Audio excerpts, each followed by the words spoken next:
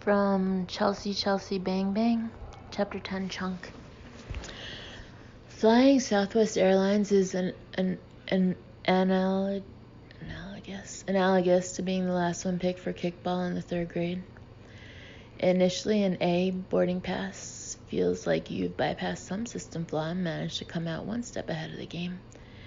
Getting your preference of any row and then on top of that having your choice of window, aisle, or middle seat feels borderline aristocratic.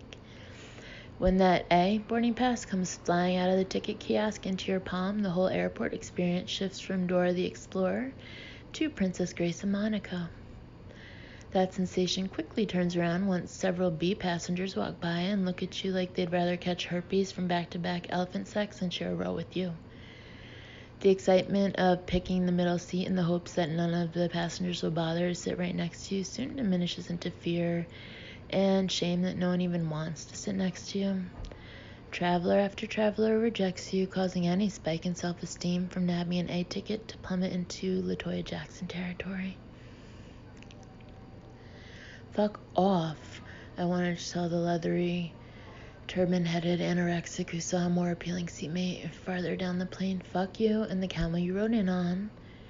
I generally don't start farting until the plane's in the air, so the rejection definitely was not ass-related. I was being tossed aside like a piece of styrofoam before anyone had even bothered to inquire about my hobbies and or predilection for prescription pills.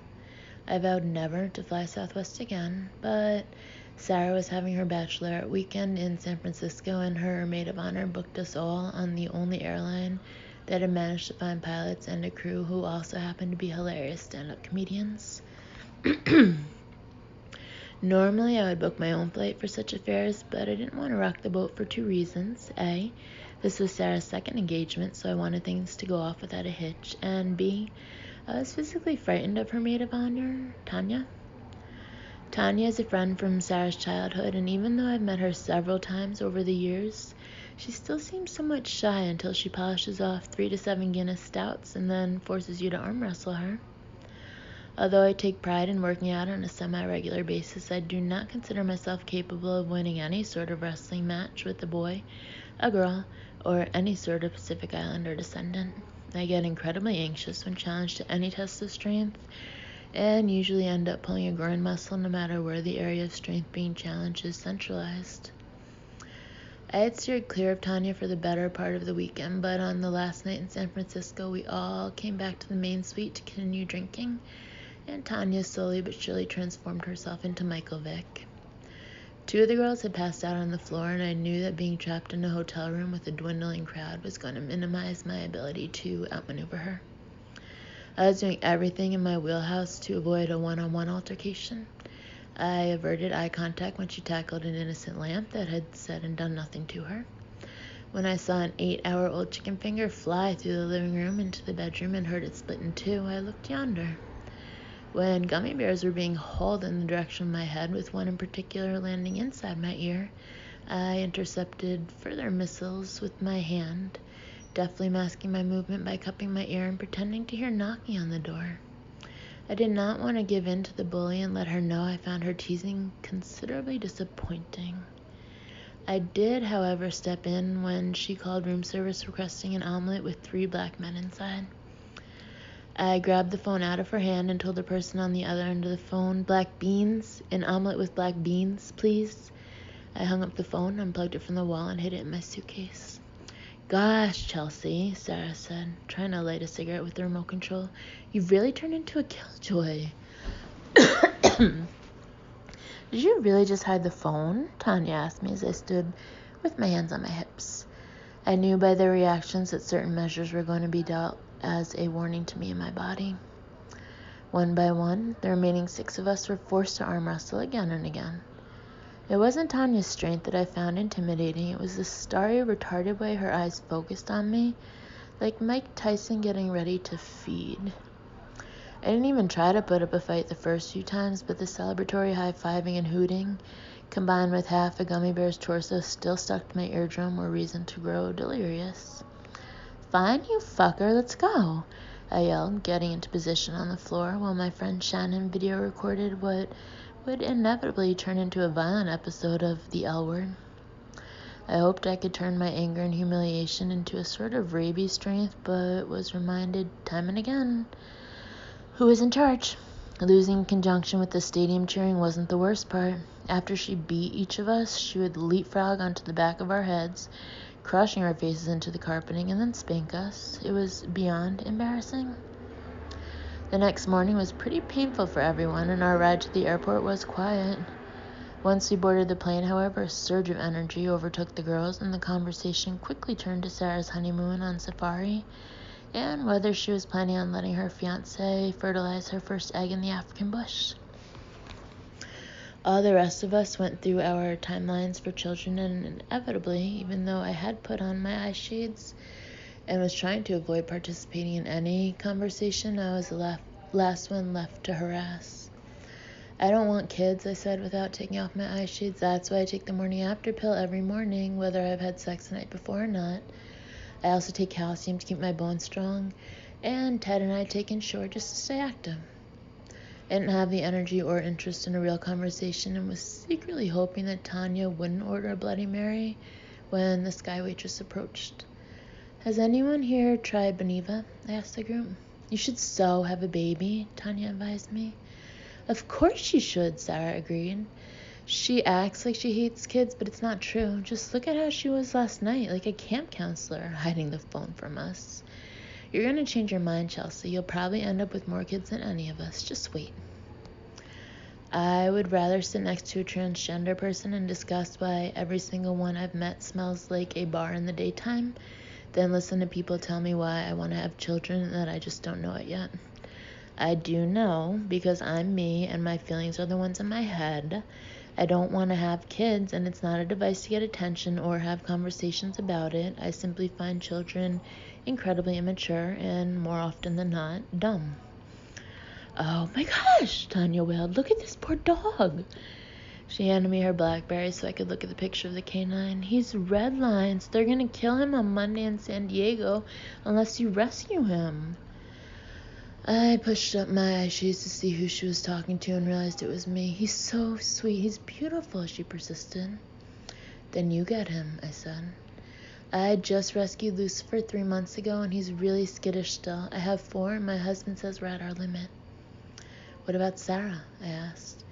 I live in an apartment, Sarah replied, opening a magazine to signal that this wasn't a conversation she was interested in pursuing. Then, for good measure, she snickered and added, Chelsea, you've been trying to rescue a dog for months. I didn't have the energy to turn around and punch Sarah in the caslopus. I wanted Tanya to stop talking. I wanted to stop hearing about kids and dogs and even Beyonce if she were to come up. I was weak from the wrestling and from the detox cleanse that Ivory, Sarah, Tanya, and I decided to start that morning. The 3 of us had committed to do it together in anticipation of Sarah's wedding, and were excited at the prospect of losing 10 to 47 pounds in 6 days. I had already ordered the thermal tracksuit to assist in shedding any additional bloat. Like every other time I've tried to deprive myself of food, my head was slowly spinning and a wave of nausea was throwing my equilibrium off course. I looked at the picture, looked at the tarmac that hadn't started moving yet, and felt feverish. I wondered how long it would take me to get my hands on some Excedrin once the plane landed, and then I wondered how cavemen dealt with hangovers without access to Excedrin. I looked at Tanya, who was staring me down from the seat next to me, and thought that she would have made a good caveman. If getting a dog was what it was going to take to end the conversation so I could sleep, then that's what it was going to take. Fine, I'll have Eva pick him up tomorrow. Who's Eva? Tanya demanded. My assistant. You can't have your assistant pick him up, Chelsea. You need to bond with him, she advised me, gripping my wrist very aggressively. I pulled my hand away with a buoy confidence. We were in public, and she was less likely to harm me with so many witnesses. I was fed up with Tanya and wanted her off my jock. I hate to break it to you, but I have a job that requires me to actually be there during the day. I once saw a special on rescuing dogs, and the interview process is more complicated than the one for buying a cleft-palated Vietnamese adolescent. I don't really have time to head to the LA pound for a cool 4.5 hours during my lunch break. I said I get the dog, okay. Can we just press on to something else? Like when you're going to confront the fact that you're most likely a lesbian who wants to work as a night guard at a women's detention center. Sarah shot me a look and I changed my tune quickly. The last occasion when I'd spent time with Sarah's friends from childhood was when her previous wedding was called off, and we all gathered at Tanya's mom's house in Brentwood for moral support. For reasons still unknown to me, I took the breakup harder than anyone else, including Sarah. After 3 days of me sleeping over at Sarah's apartment with the two of us in her bed and me waking up each morning in tears, Sarah basically told me she needed a break. I think we need some time apart, she informed me while I was folding her laundry one afternoon and watching Another World. I've been dumped, I have a wedding to cancel, and I need you to accept it and move on. You need to get your life going in the right direction. It's not healthy for me to be sitting around here every day watching daytime television while you're in a house dress. I was bringing her down. I felt so blindsided by the breakup that I didn't know if I would ever be able to date again. After that, it took a while for any of her friends to accept the fact that I wasn't deranged, and I didn't want to cause any more rumblings now. I wanted them to know that I was normal and healthy and could take on responsibilities without shitting my pants. I'll get the dog myself, I told Tanya, I promise. I did intend to get the dog, but I had zero intention of actually picking it up from the pound, largely because the words Los Angeles came before the word pound, and the words Los Angeles at the beginning of any establishment's name imply to me large, smelly, disorganized rooms filled with large, smelly, disorganized people. My last experience with a circus tent of that caliber was with the LA County Women's Prison, LA Free Clinic, LA Animal Shelter, LAPD. You name it, they all sound appalling. Los Angeles came to have the same negative connotation as the word adult before something. Adult braces, adult diapers, adult acne, all incredibly discouraging.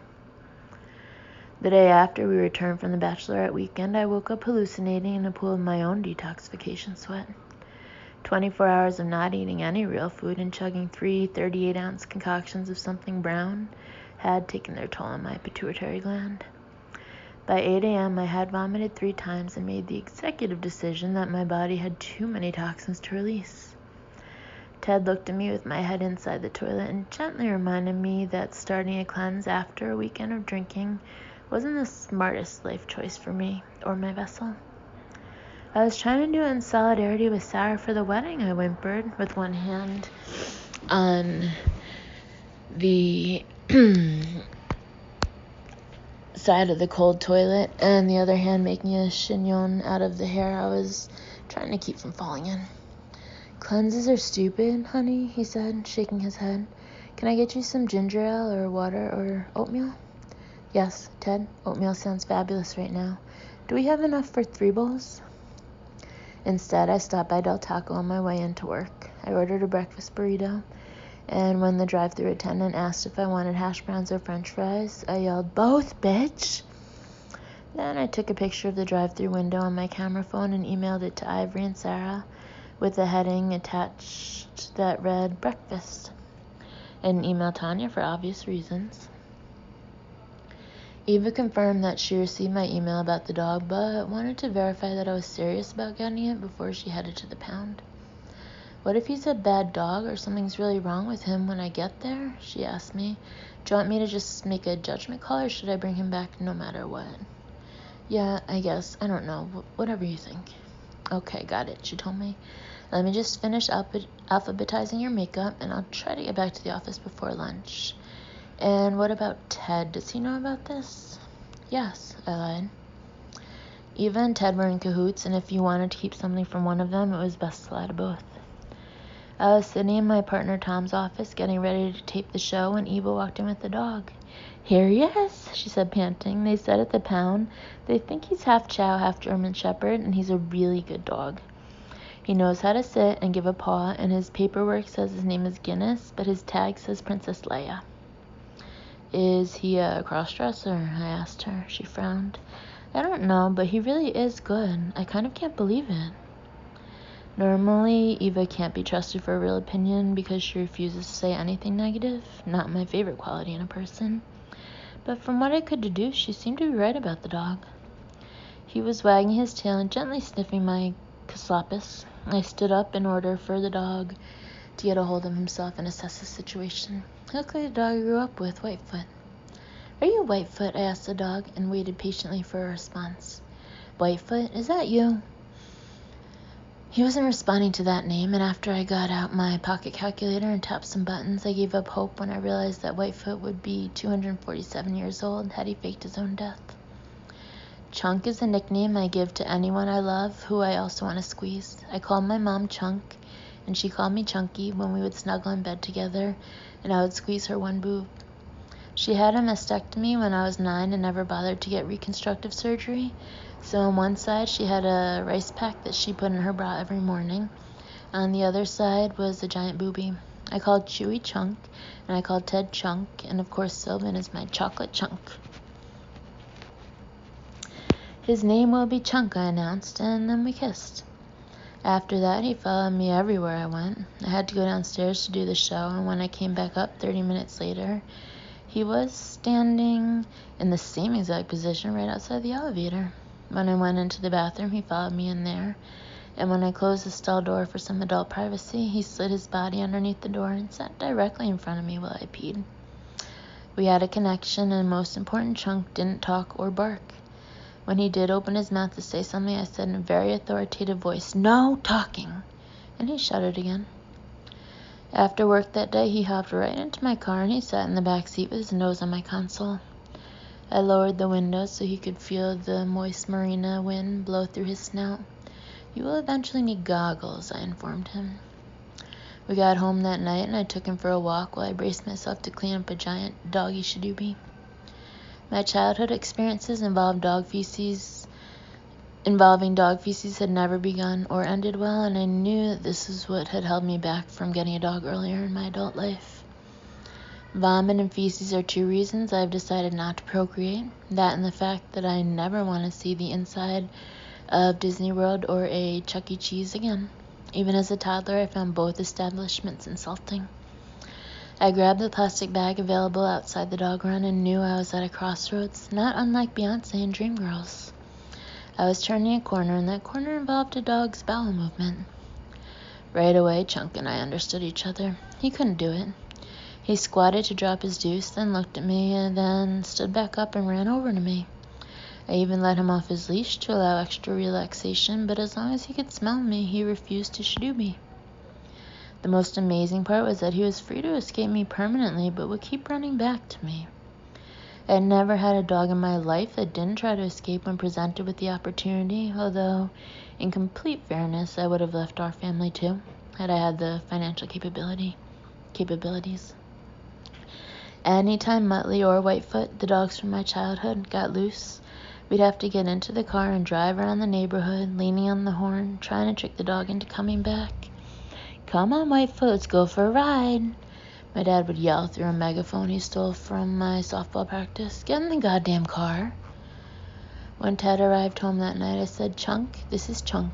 Then I turned to Ted and said, "Chunk, meet Chunk."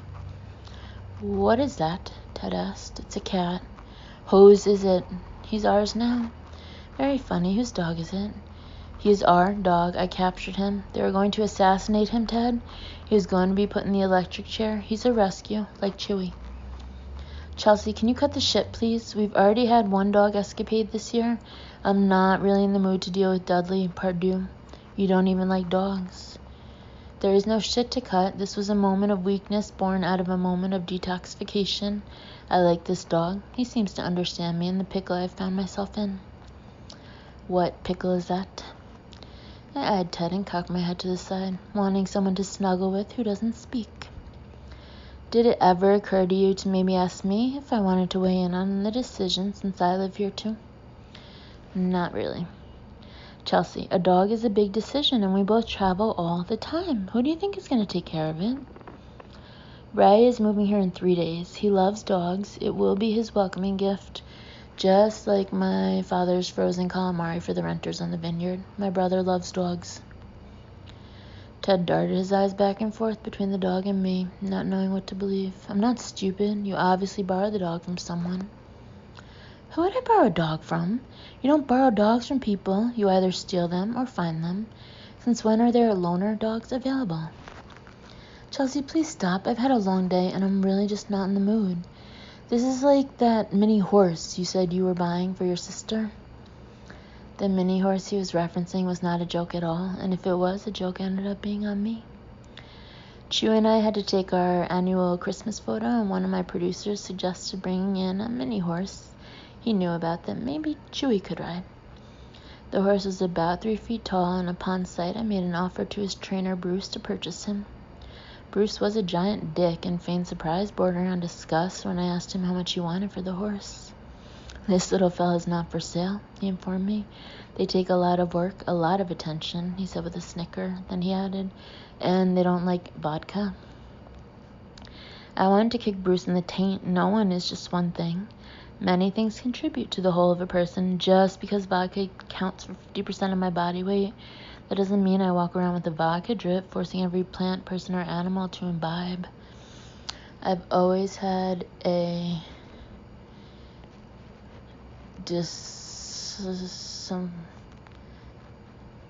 I can't read.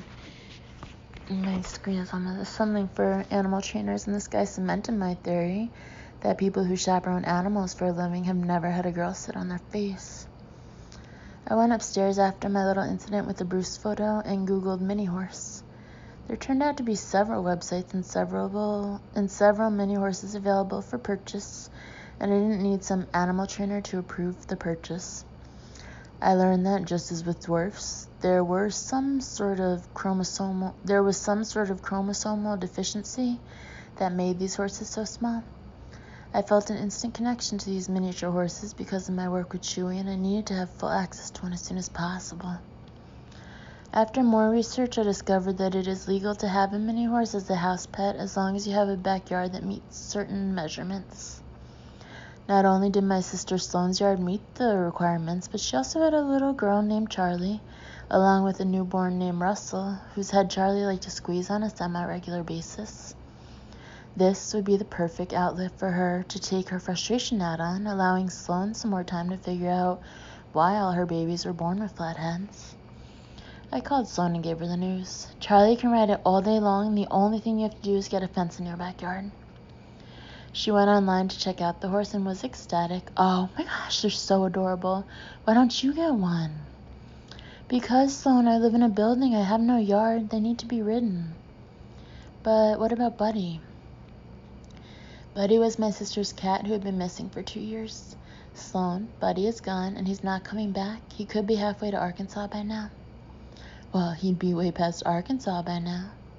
You don't know that. You don't know what that cat's dreams were.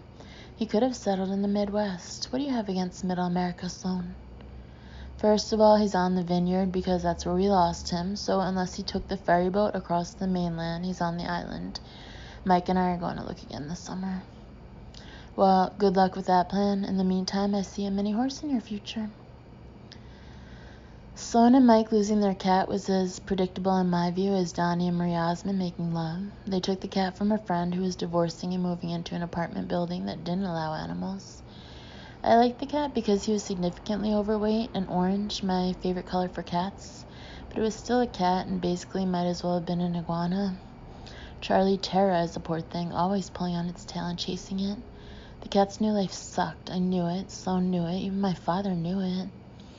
That cat's gonna head for the hills the minute he sees an opportunity. Don't take that cat to the vineyard if you want to keep him. The very instant he sees the view from our house, he's gonna want to live at the beach.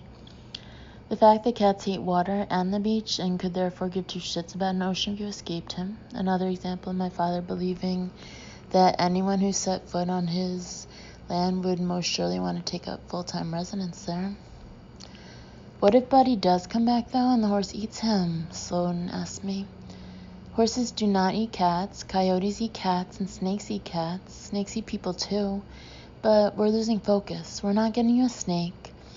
I'll get you the horse. We'll get a big fence to encompass your yard, and I think they just eat grass and hay, right? You'll have to clean up his dumps, which according to my research shouldn't be that massive, but that sounds like a job for Mike. We agreed I would move forward with the purchase of the mini horse and have it sent to New Jersey. It was impossible to choose one because they were all so amazing, but I finally selected a little brown nugget horse whose name was Simon. I was hoping to come across one named Bruce, but there was no such luck. I called everyone I knew to tell them about the website. Ted, of course, thought the whole thing was a dumb idea. They're going to get sick of that horse in a week, and Charlie will poke it in the eye. The horse will be miserable, and so will Sloan. You don't get something just because it's cute, Chelsea. You have to think things through. That's why I'm never taking you to Africa. Sloan called me the next day and told me Mike had said no to the horse, and she was starting to think it wasn't such a smart idea either. What are you talking about, Sloan? This horse is going to improve the quality of life. Charlie will be busy every day riding him like a little cowgirl. You won't have to worry about her pulling Russell's ear off or trying to shove dinner rolls in his ass crack. I can't do it, Chelsea. I'm sorry. It just doesn't make any sense. I didn't talk to Sloan for a few days, and for weeks afterward, every time I saw a horse or a cat, or a horse that looked like a cat, I was an emotional wreck. I looked at Chunk, who was staring at the leftover hamburger meat in the Ziploc bag in my hand. He's got an erection, I told Ted. Gross. Don't shame him. He has to know this is an open household where you can express yourself. Can you please tell me whose dog this is, Chelsea? He said, covering his eyes. I'm telling you, he's ours. He is part of our family now. It could be worse. What if I decided I wanted a baby? Then you'd really be fucked. It took Ted a little while, but he finally realized Chunk was no joke and went over to pet him. Well, what's his name? Red Rocket, I said, staring straight at the dog's boner. Chelsea, what is his real name, please? Chunk. I thought I was Chunk, Ted asked. That's going to confuse both of us. How am I going to know which one of us you're talking to? From now on, Ted, I said, taking a seat at the kitchen table, I will always be talking to the dog. That's great, Chelsea. Has he eaten? He asked, eyeing the dog. Yes, I just made him some hamburger meat and steamed clams. He'll be fine until tomorrow. Eva is picking up some real dog food tomorrow. No, Chelsea, you cannot feed a dog clams. In the shell? I can't? Dogs don't eat human food. I'll go down to Ralph's and get him something, Ted volunteered. I have a special recipe I do for dogs. Really? I would like to hear that recipe. I do half dry food and half Alpo, he said, waving his hands around like one of the guys on the tarmac with the orange sticks when your plane lands. I looked at him, walked into my bedroom, and shut the door. Then I opened it, let Chunk, the dog, in, and shut it again. I had no idea where or how to start explaining to Chunk that what we were dealing with. How do you explain to a child that his father will try to feed him Alpo? I didn't even know Alpo was still in business, and I certainly didn't know Ted was on their board of directors. As if this weren't bad enough, the next morning Ted schooled me in dog training. I was in the shower, and Chunk was standing outside, chivalrously looking away while I put my body through a rinse cycle. Ted walked in, said good morning to the dog, then put his hand above Chunk's head and pushed it through the air. He instructed Chunk to sit. When Chunk did on command, Chelsea, this is how you tell a dog to sit, he announced. I hadn't even finished lathering my shampoo into my hair when I kicked open the shower door. Oh, really? Dog whisperer, is that how you do it? You know what, Chelsea? How am I supposed to know if you know dog tricks? He said, throwing up his hands in hopelessness. Are you being serious right now, Ted? I really must know. Chelsea, you don't even like dogs. Telling a dog how to sit is not only not a trick, it's probably the single most universal thing in the world, aside from army salutes and brownies. I wish my new dog didn't have to be subjected to this kind of humiliation, but this was his life now, and he needed to know what we were up against. We would be in this together, and I felt relieved to have an ally, someone who understood me, loved me, and didn't know how to disagree with me. When I told my sister Sydney about the new addition to my family, she said, this sounds a little overwhelming for someone with your limited skill set, Chelsea. You've already killed 3 fish. Have you thought about putting Ted down? I told you Ted said those fish were starter fish who were sacrificing their lives to stabilize our aquarium, and then we get pretty fish. Why do you keep bringing that up? After word spread that I gotten a dog, I received some of the most annoying emails I've ever encountered. Friends wanted to know if I wanted to arrange doggy play dates, lists of dog parks in my area, advice on what food to feed him, how to socialize him, essentially a collection of people I decided to end friendships with. The only doggy activity I was prepared to do was doggy style, and I'd be lying if I said that hadn't lost its appeal sometime around my sweet 16. I always thought people were annoying with their baby advice, but this seemed like it might be worse. I'd spent my entire life with one dog or another, and aside from being emotionally unstable, each family dog we had seemed like a pretty cut-and-dry case. They started out as puppies, grew up, and then died in no specific order. The one person I allowed to take Chunk for overnight visits is my friend Michael. He is a gay man with his own dog and is obsessed with Chunk and insists on calling him Chunkity Chunk. He has Chunk every Saturday for an overnight slumber party and then reports back to me on Sunday how he and Chunk talk for hours and that dogs are really the only people who understand him. I have a special language that dogs understand, he'll tell me in his deep Texan twang. He'll lie on top of me and I'll give him a 45-minute deep tissue massage and he loves it. Then I'll turn on your TV show and watch it and Chunk will sit down right in front of the TV and stare straight at you. He loves the show. He's such a special dog, Chelsea. I just have such a love for him. He's so funny. It's pointless trying to tell Michael that dogs aren't funny simply because they are dogs and they are incapable of telling jokes or getting them for that matter. It's pointless to tell Michael much of anything because he is in a world all his own and he has the attention span of an espresso maker. He also has a pretty unhealthy, though seemingly innocuous, relationship with his own dog. I wanted to make sure there was nothing going on with Chunk that I would be alarmed with, and that I would be alarmed by. "You're not putting your finger in my dog's asshole, right?" I asked him one afternoon on the phone. I didn't really believe that he was, but I had just finished Mia Farrow's autobiography, and I didn't want to be one of those mothers who let their child hang out with a Woody Allen type who was doing inappropriate things to their flesh and blood. Chelsea Handler, I would never ever put my finger in any dog's asshole. I wouldn't hurt any animal on this earth for all the money in the world. I love dogs and I love Chunk, and I think you know that I would never hurt a fly. That's not the point, Michael. You can never fit your finger into a fly's asshole. Chelsea, please don't do this. Okay, sorry, as a mother, I just had to ask. I understand, Michael told me. I do think Chunk is gay, though.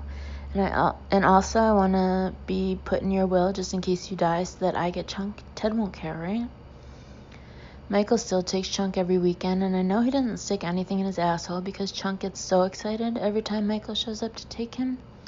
And I know Chunk is straight because he tested negative for the gay virus. Chunk still follows me around all the time, but he has chilled out a little bit, mostly because he saw the toll it was taking on me when Ted did the same thing. Once in a while, Ted and I will forget to put food away and then come home to find the remains of a wheel of brie spread across our duvet and Chunk passed out next to the bed. It happens only every so often, but when it does, our entire condo smells like foot, and I'm convinced that my mother has reincarnated herself as Chunk. Spreading brie over my bedspread and coming back to life as a dog is totally something my mother would do. To this day, Chunk has still not taken a dump in front of me, and I respect him for it. I always said I would never get a dog until they came out with one that either doesn't take a dump or knows how to bartend. The fact that Chunk has no problem taking a dump in front of Ted makes me respect him more. I hope that one day soon the two of them can take dumps together.